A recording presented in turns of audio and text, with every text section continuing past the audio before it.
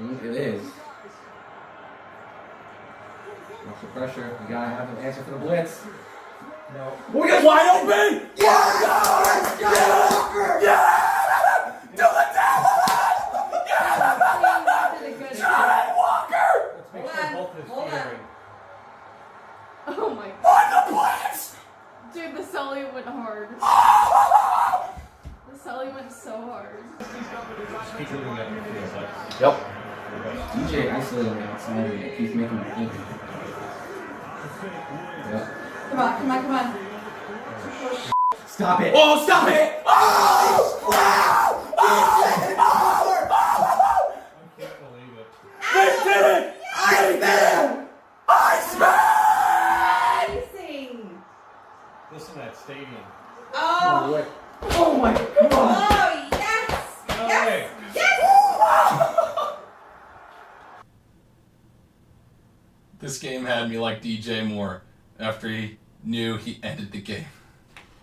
Sprawling out, exhausted, ball at his side, but smiling through it all, knowing that he had just won it. Oh my god. Oh my god. Oh my god. Demons are exorcised, vindicated. Everything this season has taken us through has led us to this moment where the Bears, oh my god, I can't believe I'm about to say this. The Chicago Bears, losers of 13 of their last 14 to the Green Bay Packers. Those same Chicago Bears are not your same old Chicago Bears. Oh my god. Because the Chicago Bears win in overtime over the Green Bay Packers 22-16. I can't believe it. I can't believe it. They did it. They really did it. With a 1% chance to win at one point in the final 5 minutes. These freaking Bears, the cardiac Bears, whatever you want to call them, found yet another way to win. Oh my god! That's the loudest you're probably going to hear me in this video because I'm recording this real late. Because the game started late, ended late. I live streamed this after this one for like 2 hours too on top of that, so I'm getting to this thing real late in the night. Not like 2 a.m. late, like let's not get ahead of ourselves. But you know, it is incredibly late on the Pacific Coast, which is where I'm living.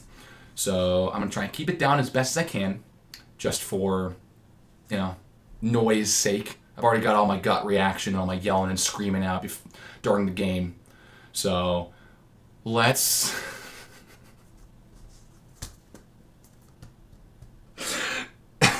let's talk about this. Yeah, I had to bring the prop with me today because you know, I was thinking about how I was going to open this, and I remember that DJ was sprawling like that. I'm like, oh, I could totally like just lay down on my bed here and have the ball laying next to me, kind of like how he did after he had sealed this one improbably. So yeah, this thing's here. It's got its fair use. Still good though. I don't know, I kind of want to do something with my hands other than just, I don't know, I think it's kind of nice to do, I'm probably going to keep it around. I'm probably going to keep it around. There's not too much for me to do outside of just this over and over, and I don't know. I feel like doing something different because this warrants something different. This is a special day. So come join me, strap in, and get ready for pretty much a podcast episode because I fully expect this thing to go for a long time. Very well could be the longest video on this channel. So let's try not wasting more time. Let's get going. Look, we'll start here because I know that there are going to be a lot of excuses out of Wisconsin over the next week. Micah Parsons wasn't playing. Jordan Love wasn't playing for half the game. This ain't a real win. Mind you, forget that again, there are more than 2 players on the football field. There are 53 on an active NFL roster. I mean, probably your two most important players, yes, but the rest of the team is still of quality. Jeff Halfley did a really good job defensively. I mean, without Micah Parsons and Devontae Wyatt, they were very, very good for 58 minutes. Very good. Held the Bears out of the end zone, did their job.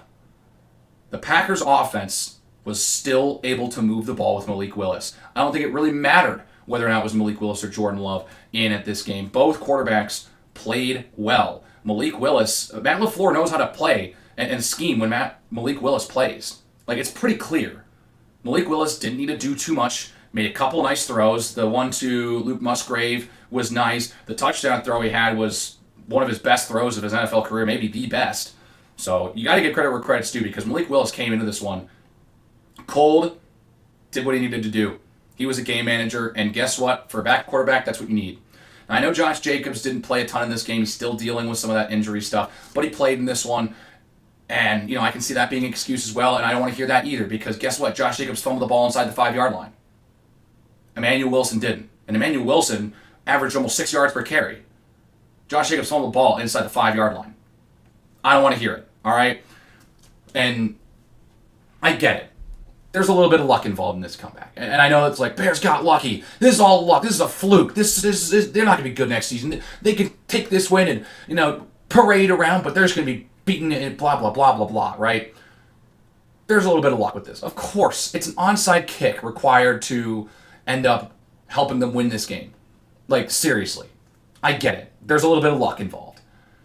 But at the same time, you could have put this team away much quicker if you just scored a couple touchdowns in the red zone. You had 5 trips. It wasn't like 0 for 2 or whatever. No, you had 5 trips. You had every single drive that you had in the regulation that went for more than 2 plays and a half end of regulation went into the red zone, except for the touchdown. Funnily enough, the touchdown was a 33-yard touchdown pass. So you had literally every single drive get across midfield, get inside the 35, inside the 20. No touchdowns when you had the ball inside the red zone as opposed to carrying it across the red zone for a touchdown. You want a reason on why you lost this game. That is it. The inexcusable lack of execution in the red zone. Both Jordan Love and Malik Willis. It ain't Malik Willis. Like, Jordan Love had a bad throw on 3rd and goal to Christian Watson. He didn't have a great throw to Christian Watson on 4th down early in the game. Like, everyone in the offense is involved at the fault right there, because this game should have been put away much earlier. But again, you let the Bears hang around too long. And I thought that the Bears got in their own way a lot. A lot of dumb penalties. A lot of dumb penalties for the Bears. Like, the Packers dominated time of possession, had 6 fewer and 65 fewer penalty yards.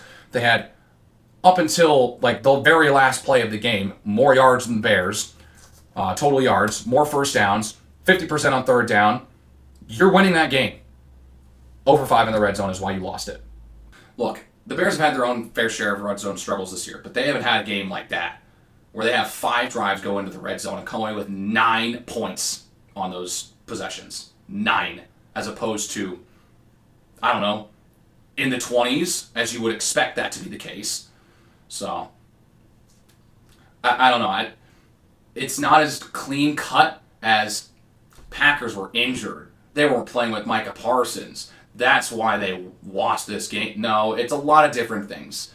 The Packers had so many opportunities to put this team away. It actually resembles a lot of what the Bears have done against the Packers so many times over the last 15 years, where they jump out to a lead, they're barely hanging on because their offense is kind of getting by, maybe coming through in 1 or 2 moments, but then all of a sudden, late in the game, the Packers offense wakes up and then steals victory from the jaws of defeat at the last second. It happens so many times for the Bears.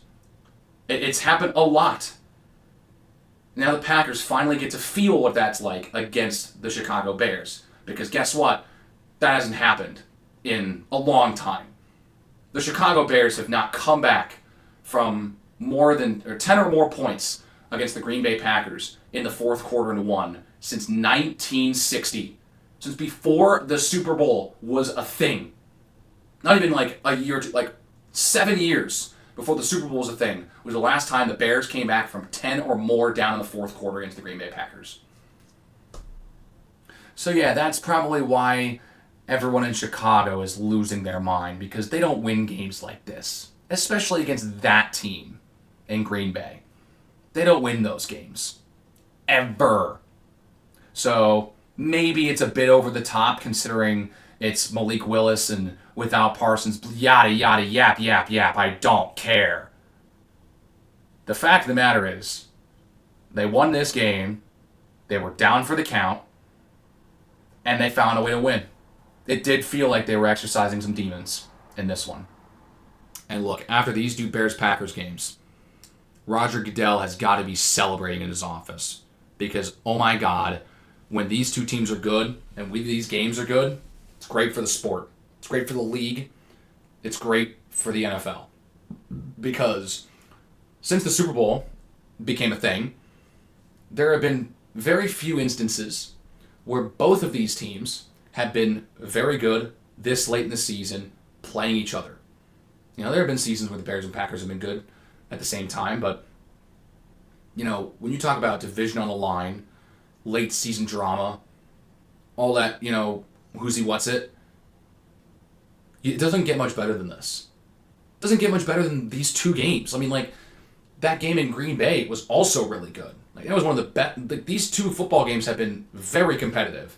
Now, I'm not going to say that this game was really anything great, exceptional. It had a great ending, but it's kind of like the Bears-Commanders game last year. Though this one I think would be better. I personally thought this game was better.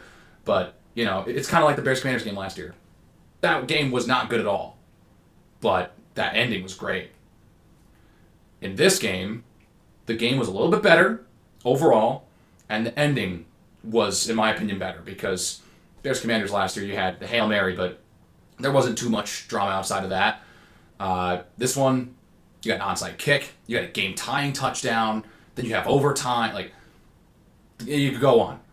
But to see the Bears in this situation, late season, gotta have it game, division on the line, this has been a franchise that loses these games more often than not. Pretty much almost never wins these types of games. They always fall flat, whether it's late or early. To see this team rally after a very, very bad offensive showing for 55 minutes.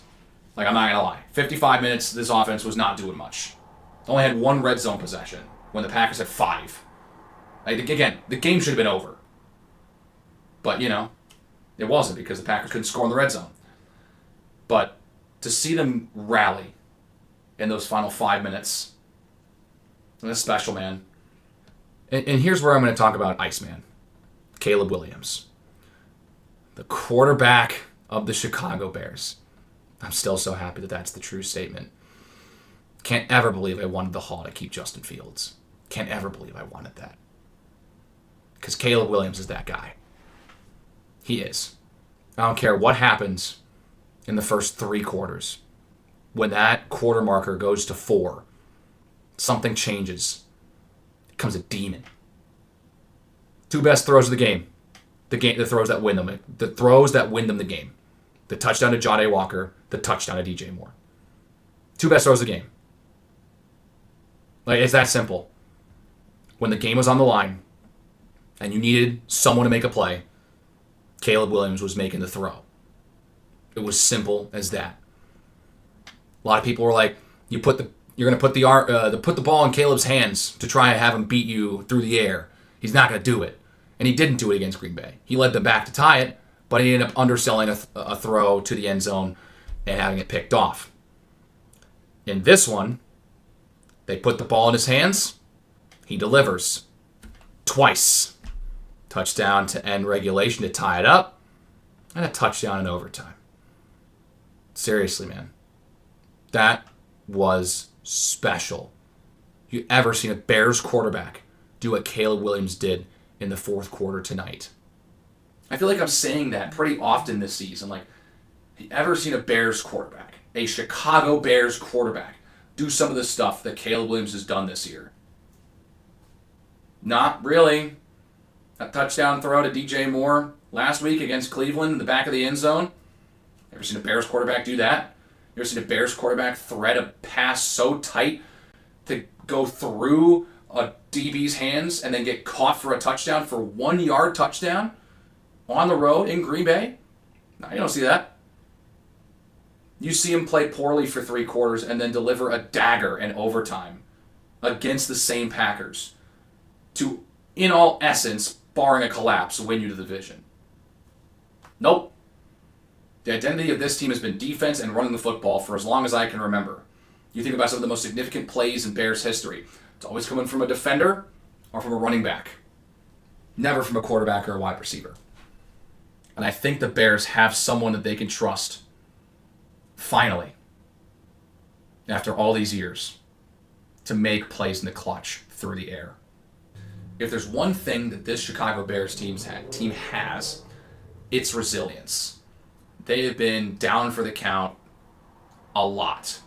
After the terrible start, getting embarrassed by J.J. McCarthy in his first career start after having a multi-score lead in the fourth quarter, at home, on Monday Night Football, that stunk. Like, that game sucked. And then they followed up with a 30-point beatdown by the Lions. Great. 0-2, 0-2 in division play. Get a statement win against Dallas to prove, like, hey, this team has some potential. And then you find ways to win ugly. Beating the Las Vegas Raiders right now does not look good in the way that they did. Looks awful now, but you play that game here in Week 17, they probably crush them. Ben Johnson needed to wipe everything from Matty Eberflus's tenure away real quick, and he's done just that because they started stacking wins. Then they dropped a game to Baltimore, and then you have that pivotal moment in Cincinnati where it's like, oh no, they're about to blow another lead like this when they let up an onside kick. But Ben Johnson's Bears are different. Then they're down 10 to the Giants. Ben Johnson's Bears are different. They blew a lead to the Vikings again. Ben Johnson's Bears are different. They're not going to lose that game. And now we're here. Ben Johnson's Bears are different. They're not the same old Bears. I mean, this is an overhaul if I've ever seen one. The job this coaching staff has done is nothing short of astounding. I mean, seriously, it's unreal the work that this coaching staff put in to get this team ready on game day, game in, game out, to completely flip the culture from a losing one, like a perennially losing one, to a winning one. It's nothing short of a miracle. Like, seriously. New head coach, new offensive coordinator, new defensive coordinator, bunch of position guys are brand new, and they have been outstanding. Like, it's unbelievable the turnaround that this team has had. They got to learn how to win, and now they're starting to be able to beat better teams. Like, this is what I thought last year was going to be like. What ended up being a little bit of easier first half of the schedule for the Bears. Find ways to win ugly, maybe. Just keep stacking some wins so that as this team grows, and if this team finds more chemistry together, they can, when the tougher teams start to arrive, they can show up. And they have this season. They beat Philadelphia. At Philadelphia. No other team in the division beat Philadelphia this season. That is huge. They lose their first game to Green Bay, but I think there's a lot of learning lessons from that one. And they shouldn't have been, and again, so many other Bears-Packer games have gone in that way in the first half, and the Packers end up winning by like 3 or 4 scores. So even that was a bit different. Then they completely annihilated Cleveland, and you're back here, and it's like, oh my goodness, they're falling flat on their face against the Packers again. Benedict Arnold Johnson has other plans. That guy's a psychopath, and he proves it every week. The way that he wills this team to victory is unreal. And to do all of this with the amount of injuries that this team has been dealing with this year. They haven't had a ton of season-ending injuries, but the amount of time that some of these guys have been doing on the IR or just out for weeks, it's crazy. Jalen Johnson was on the IR. TJ Edwards had some time on the IR. Tremaine Edmonds had some time on the IR. Kyler Gordon on the IR. It's like, and these guys are now getting healthy at the end of the year. Rome's been out a couple times. Colston's missed a game. Cole's missed a game. Luther's missed a couple games. Like, very few players on this team have actually played in every game. And funnily enough, the offensive line has been one of the most, if not the most healthy position group. The only injury problem that they've had is Theo Benedette, and Ozzy Trapillo's come in and been just what they needed at left tackle. Playing next to Joe Tooney's probably helping Ozzy Trapillo a lot. So to see this team continue to find ways to win and have new guys step in and make plays on a regular basis, that's what, to me, what impresses me so much about this team, is that it's not like they have to play at full strength to win every game. They can be without a starter or one of their stars here and there and get by. They've got the next man up mentality. Like, look at a guy like Nashawn Wright. I've talked about him several times this year, especially recently. Dude forced another takeaway. He was the one who stripped the ball out of Josh Jacobs' hands inside the 5-yard line. Dog. Nashawn Wright was a practice squatter last year. The Bears have him on a sub-$2 million deal this year. He's going to get an extension because that guy is a turnover machine. He's probably got to work on his coverage, which is probably why he was in the place that he was at in the first place. But hey, not a lot of people care when you're taking the ball away. And that's what Nashawn Wright's doing. He's producing takeaways. And he's been one of the biggest unsung heroes on this team. Well, he's actually getting a lot of praise from everyone in the league. But, you know, with where he started this season, only playing in week 1 because Johnson and Gordon were both out, dude, was killing it. He's been killing it this year. All for his good old boy coach, John Beam, R.I.P. I know he'd be so proud of you, Nashawn. Like, he's turned into a demon since Beam's tragic passing. And here, I want to talk about the rookies now. You've noticed I haven't talked about specific moments. I haven't really walked through the game that much. Kind of plugging and placing specific moments when applicable. But this is the biggest moment of the season. 4th and 4. Inside the 10-yard line. The Packers' 10-yard line. DJ Moore just made a great catch. Caleb Williams just had to throw it out of the back of the end zone to avoid getting sacked. Who is going to be the guy that steps up to make the catch that ties this game? DJ Moore? Yeah, good guess, but no. Almighty Zacchaeus? I mean, no. He would have been a good secondary option. Colston Loveland? I mean, rookie, but not the guy either. It's not Cole Kmet either. It's not even DeAndre Swift or Kyle Monangai. Well, then who's left? A little undrafted free agent, rookie, playing in his first game with real action. I think it might even just be his first game ever. Jade Walker. Caleb Williams feels the blitz. Free rush. He's just got to get it out. In the back corner, on the broadcast angle, Caleb lets that ball go, and you're like, oh my God, he's throwing it out of the back of the end zone. But out of nowhere, a blue Navy jersey pops up, and it's the rookie Jade Walker. Tough catch, makes it, gets both feet in, does his signature dance from the preseason. His second career reception is one of the biggest catches of the decade for the Chicago Bears. And he ties it up at 16. I mean, at the beginning of the season, if I told you a rookie receiver for the Chicago Bears, or just a rookie skill position player, was going to make the biggest play of the season to tie the game late against the Green Bay Packers, you would think Colston Loveland, Luther Burden, or Kyle Monangai, the guys they drafted. But no, it's the undrafted free agent Jade Walker with the biggest catch of his life. I couldn't be happier for him. I mean, just think about it. Jade Walker played his college ball at Grand Valley State and at Texas A&M. Comes to the Chicago Bears as an undrafted free agent. Couple of highlights in the preseason. Gets signed to the 53-man roster. He's probably just pumped to even make the roster. Doesn't see a ton of playing time. And here he is, next man up mentality when Luther Burden ends up going out with an injury. I forget exactly what the injury was for Luther. All the preparation, it's what you dream of, being in that moment, making that play.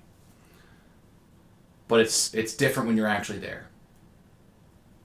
4th and 4, game on the line, wide open. You beat your defender. You confused the defensive backs. That ball's in the air. You just got to take a breath. All the fundamentals, everything comes together for one moment for the rest of your life. He may never score another touchdown in the league again, but he will always have one of the biggest catches in modern Bears history. I can feel confident of saying one of the biggest catches in Bears history. And I'm convinced that if there was a defender in pursuit, even like a little, I don't know about like a 50-50 ball, but if you're talking about there being a defender in coverage and actually chasing Johnny Walker, and he's not just running scot-free, that's a perfectly placed ball from Caleb Williams. That's exactly where that ball should be in that situation. But obviously, it doesn't need to be because Walker was wide open. But, I mean, seriously, that didn't just happen. That catch didn't happen. Did it? Did it really just happen? I'm still, like, in disbelief. It's not going to hit till tomorrow. But it happened. It really happened. And pinch yourself. You're not dreaming. That play actually happened. That moment actually happened. Santos boots the extra point through. Montez Sweat gets to Malik Willis on the one play of what would be the last drive of regulation. And we go to overtime. Before we get to overtime, I do want to give a shout out to Cairo Santos, a guy who's been under a lot of scrutiny in Chicago, especially over the last year, because his leg is not the biggest. It's actually one of the smallest legs in the league, maybe the smallest leg in the league for a starting kicker. Hasn't been like outstanding this season. He's been doing his job, but he missed a 35-yarder last week. And now he comes into this one in really windy conditions. And he did his job, man. The unbelievable nature of hooking. Like, I mean, seriously, I've never seen more of a boomerang-like kick in my life on his first kick of the game. Like, that thing was probably going to go way off to the left. But with the wind blowing the way it did, it barely stayed in past the right upright.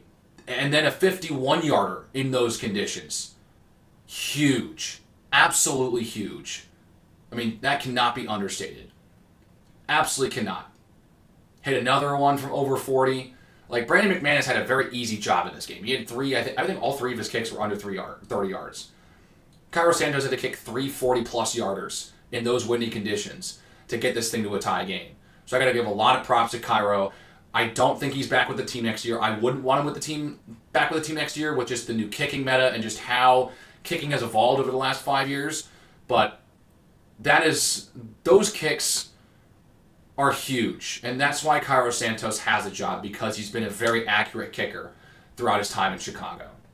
So Cairo, thank you for your services, because we needed you bad in this game, and you came through. This was not one of those bad days that he's had throughout his career sometimes. Did not miss a clutch kick. Just ridiculous how everything had to play out for the Bears to win this game and even get it to overtime. But we go to overtime. Bears win the toss. They want to kick it. I like the decision now that both teams are guaranteed a possession, even if the team that receives scores a touchdown. Love the idea. Now we sit in one of those moments where this defense has allowed the Green Bay offense on every drive that has lasted more than 2 plays to get into the red zone or score a touchdown, because the lone touchdown they scored was from like 33 yards out. So it still went in the red zone, but they didn't run a play in the red zone. But still, 5 drives in the red zone for the Green Bay Packers. Those were they had 6 total drives that lasted more than 2 plays in that game. The one they didn't get in the red zone was a touchdown, funnily enough. So it's like, okay, defense needs to make a stop. And they let Jaden Reed scramble for, a couple, big gain. Malik Willis with a nice throw on that one. Then it's 3rd and 1. They're just across midfield. It's like, all right, they've been eating you up on 3rd and shorts all game long. And finally, they're able to have a QB spy on Malik Willis. And TJ Edwards pops him at the line of scrimmage. Enough time for reinforcements to make sure he doesn't get to the line of scrimmage. And then 4th and 1, the botch snap. Bears had a botch snap on their opening drive. Tell you what, if both teams are going to have a botch snap, I'd rather mine be on the first drive of the game than in overtime. Because it was picked up, I forget, it probably was Emmanuel Wilson in the backfield. He picked it up, he tried to get the first. Didn't get it. Bears come up with the stand. And it was like 4 plays later, after a Manungai nice run on 3rd down. Wasn't a traditional run like Caleb, like a bit of a weird motion to be able to get it to Kyle. And then he finds the crease in the offensive line. 1st down, as the clock continues to roll, like they're just kind of running her up a little bit.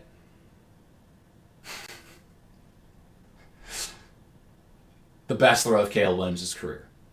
I've said it like 4 times this year already. Best throw of his career when he threw that touchdown pass to Cole Kmet. Best throw of his career when he threw that touchdown to Olamide Zaccheaus against Green Bay the first time. Best throw of his career when he made that play to DJ Moore last week against Cleveland. Over 2 defenders to pretty much punch out the lights in that one. And then I think that his throw last week against Cleveland was just a better throw and a better play, considering the stakes, the game, the moment, the situation, and the rivalry, everything. A 46-yard seed to DJ Moore to end the game. It still feels surreal. Like, again, kind of like the Jade Walker touchdown. It doesn't feel like that happened. It doesn't feel real. And I'll tell you why. Because the Bears have never won a game like that against the Packers, or just like specifically the Packers, in my life. To go out and win that game is nothing shy of a miracle. And by God, they got it. It's a Christmas miracle in Chicago. I mean, that throw was perfect. It was good coverage from Keyshawn Nixon, too. Keyshawn Nixon did a lot of yapping after he picked off Caleb to end their game 2 weeks ago. A lot of yapping there. That's some karma for Keyshawn Nixon. Because I haven't even mentioned this. What was that cheap shot, man? Keyshawn Nixon with a stupid, dirty cheap shot on DJ Moore. And I before anyone comes in here and tells me that Austin Booker had a cheap shot on Jordan Love, I'll get to that hit in just a moment. Jordan Love had the football on that play. Keyshawn Nixon hit DJ Moore way behind the play. There was no way that ball was getting to him. There was no way he was making a play on the ball. That was him trying to get his pound of flesh in on DJ Moore, knowing he's fought through hell to be playing in any game this year. Absolutely dirty. That is classless from Keyshawn Nixon. And he was humbled after the guy that he cheap shotted caught the game-winning touchdown on him in overtime to complete an utter collapse for his defense. So, sorry, Keyshawn. I'm so sorry for you. On the topic of Jordan Love, though, Austin Booker did not have a good game. He got called for roughing the passer twice. And then Jaquan Brisker got called for roughing the passer a third time against Malik Willis late in the game. All 3 should have been called. Like, I've seen some people talk about, this is a soft, or this is, that's not roughing the passer. It's very clear nowadays, like, you can't put your full body weight on the quarterback. You can hit him. If Austin Booker had hit Jordan Love, I'm talking about the first one here. If he had just hit him and not finished the tackle and put his whole body weight on it, I think that's a clean hit. Jaquan Brisker putting his body weight, it's not helmet on Malik Willis, but he gave himself up and he hit him after the fact. That's a penalty. Now we get to the Austin Booker helmet on helmet roughing the passer. And I know that there's going to be a lot of debate. And two things can be true in this situation. Jordan Love tucked his head a little bit to brace for impact, which allowed Austin Booker to make it more of a clear helmet-on-helmet contact. And B, Austin Booker led with his helmet, not his shoulder. Like, led with the crown. Like, that would be targeting in college football. And he'd be out for the rest of the game. That was not smart from Austin Booker. It should have been a penalty. It was a penalty. It was absolutely a penalty. Like, any Bears fan that's going to try and tell me, like, that shouldn't be a penalty because Jordan Love tucked his head is... You're not thinking straight. That is a penalty. Helmet-on-helmet contact is not okay. And Austin Booker was the one who initiated it. Doesn't matter that Jordan Love tucked his helmet in or whatever. Austin Booker shouldn't be leading with his helmet like that. He should be leading with his shoulder. That's what they've been teaching for years now. Simple as that. To me, this was the last thing the Bears needed to do to have me fully commit to Ben Johnson and this regime. Beat the Packers. Simple as that. Because in both these cities, in both these franchises, your record and how you play against Green Bay or Chicago on the other side, right, determines your legacy. You do so well. Like think about it in this way. Ryan Day won a national championship last year with Ohio State, but it was almost like Buckeye fans weren't even happy they won the national championship because Ryan Day had just lost his 4th consecutive game to Michigan. The rivalry sometimes trumps season's outcome, which I think is the beauty of rivalries.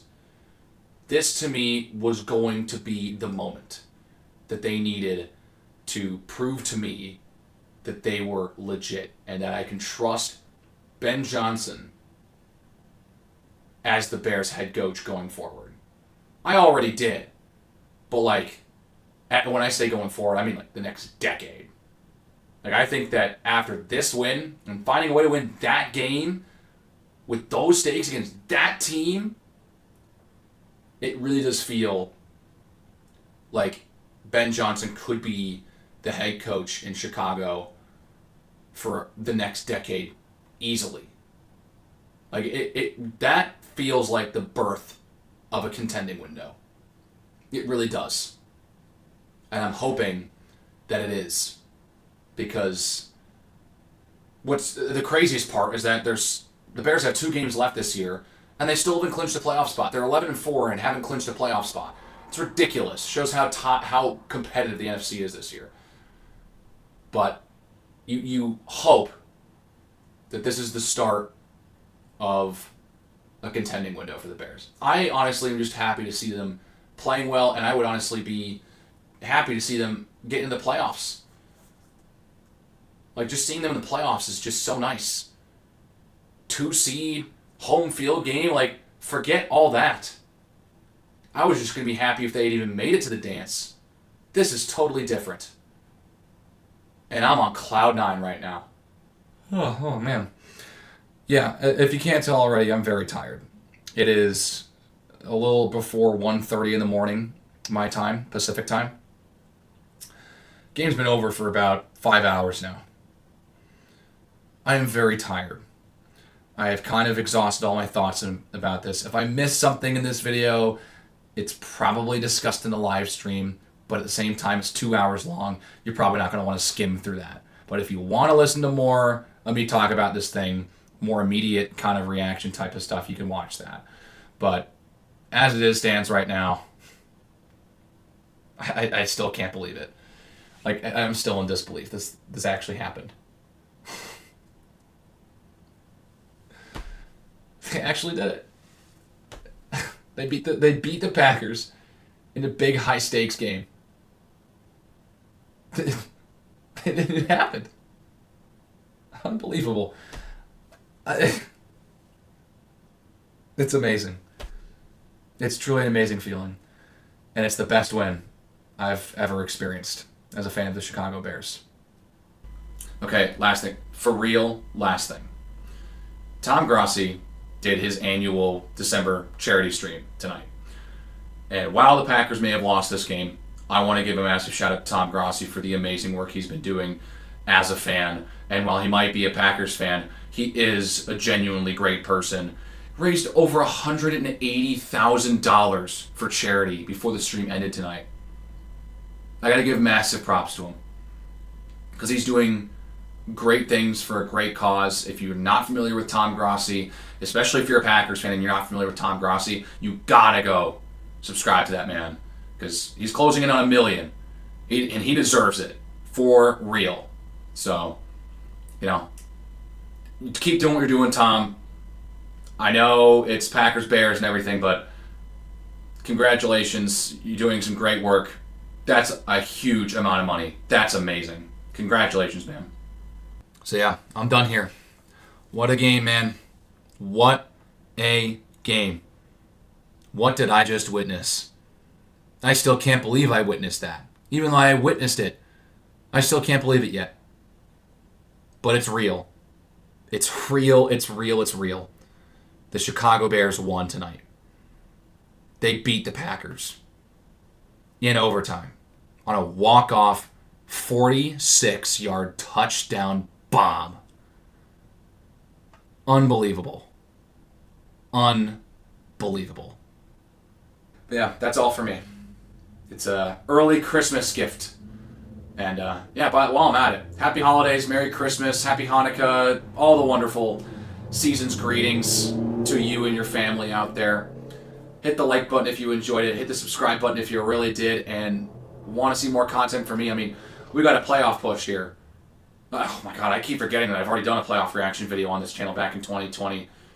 Simultaneously feels like so long ago, yet like it was yesterday. Anyways, keep the conversation going in the comment section below. Let me know how you feel about the Chicago Bears beating the Green Bay Packers in a game like this. Let it all out, Chicago. Bears fans, we deserve this win. I'm telling you. And, well, I'll see you all in the next one. Have a good one. Take care.